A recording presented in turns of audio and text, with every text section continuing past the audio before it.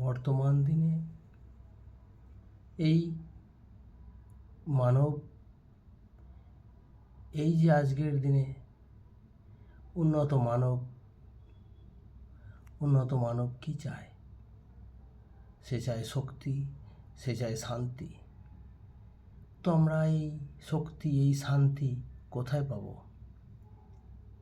ভাবতে হবে যে শান্তি আমাদের এই উন্নত সমাজ, উন্নত মানবকে কেমনভাবে আমরা উন্নত করব। প্রতিটি মানবই চাই সুখে শান্তিতে থাকতে। তাহলে তাকে ভাবতে হবে কেমনভাবে জীবিকা নির্বাহ করতে হবে। সেই কারণে তাকে তো দেখতে হবে আমরা এই ধরতিতে এ শক্তি আসছে কোথা থেকে, কে করছে পরিচালনা। এই এত বড় সংসার, এই এত নদী পাহাড় পর্বত কে কার দ্বারা প্রেরিত হচ্ছে, কার দ্বারা পরিচালিত হচ্ছে, এর পালনহার কে? তো আমরা বলে থাকি না, জেনেই কালী তিনেই কৃষ্ণ। তো আমাদের এই যে জগৎ সংসার, এর পালনহার কে? তা আমরা শক্তিরূপে কাকে আরাধনা করি? আমরা মাকে আরাধনা করি, আমরা স্বয়ং কৃষ্ণকে আরাধনা করি। আপনারা নিশ্চয়ই সকলেই জানেন, আপনারা শুনেও থাকেন যে যিনিই কালী তিনিই কৃষ্ণ। আমরা শক্তিকে আরাধনা করি, আমরা শক্তিকে পূজা করি। আমরা তখনই বুঝি যে ভক্তিতেই শক্তি। তো আমরা এই খুশি জীবন অতিবাহিত করতে আমরা কাকে আরাধনা করব? মাকে, শক্তিকে, পরমেশ্বর শক্তিকে। যেমন গড ইজ ওয়ান। তো শক্তি একই, শক্তি তো শক্তি, গড ইজ ওয়ান। তো আপনি সে যেভাবে ডাকেন প্রভুকে, আপনার আত্মা দিয়ে আপনি যেভাবে খুশি ডাকেন, আর কি কোনো মন্ত্র দিয়ে কিংবা যেভাবে আপনি ডাকেন, তাতেই আমাদের পরমেশ্বর শক্তিমান খুশি হয়ে যাবেন। তিনি আপনাকে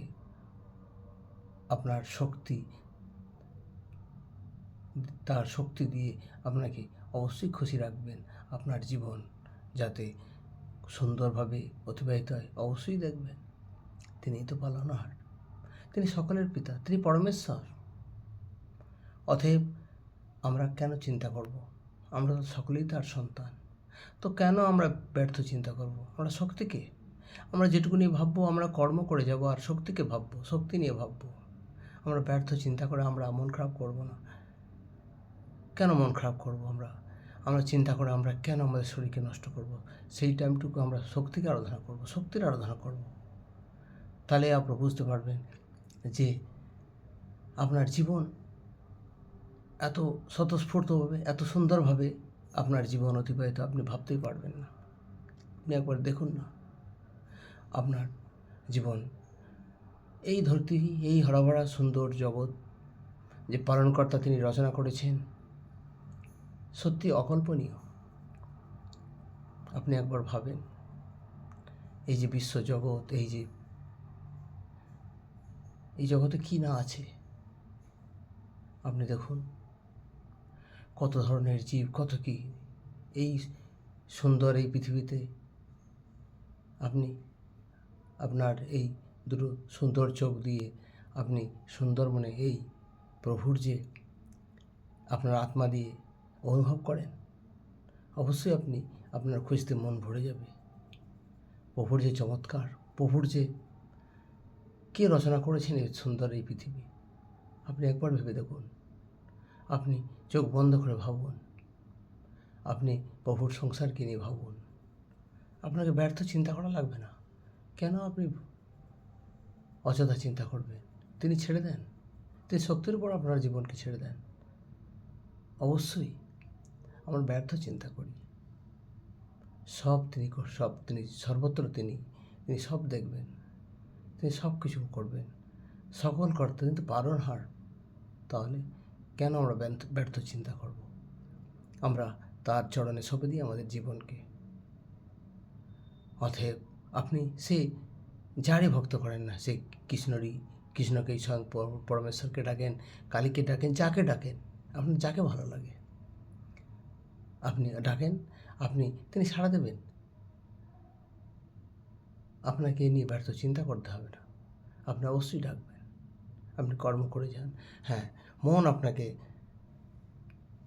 ঠিক করতে হবে, মন আপনাকে মুক্ত হতে হবে।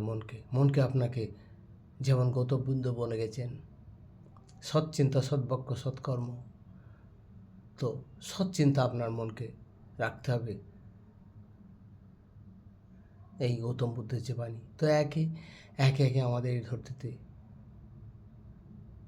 যেমন আমাদের গৌতম বুদ্ধ বলেন, আর স্বামী বিবেকানন্দ বলেন, রামকৃষ্ণ বলেন, এই যে আমাদের ভারত,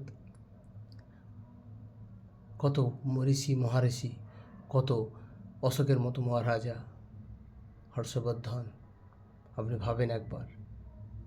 অবশ্যই। তো ভিডিওটি ভালো লাগলে অবশ্যই লাইক করবেন। ধন্যবাদ।